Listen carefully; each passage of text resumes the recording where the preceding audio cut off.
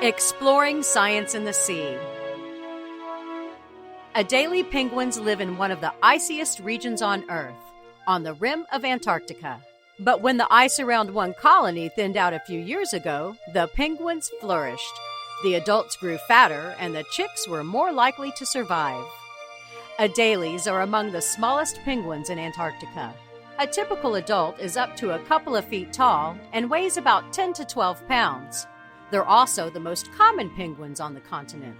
They form colonies of thousands of birds all around it. During 4 summers, researchers studied a colony on a bay in East Antarctica. They taped instruments to 175 penguins.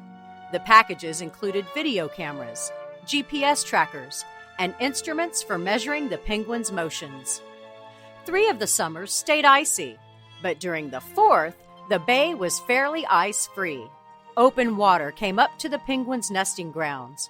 So instead of walking a long way across the ice until they found a crack, the birds could plunge straight into the water to hunt for food. Penguins are much better swimmers than walkers, so they spent fewer hours moving, a big energy savings. And they caught more krill, tiny shrimp-like organisms that are the mainstay of their diet. So the average adult was about 10% heavier than during icier years. Chicks grew much faster, and a greater percentage of them survived. No one is sure how the changing climate will affect the Adelie population over the long term, but for at least one group, a lack of ice turned one summer into a beach party. For the University of Texas Marine Science Institute, I'm Holly Brawley.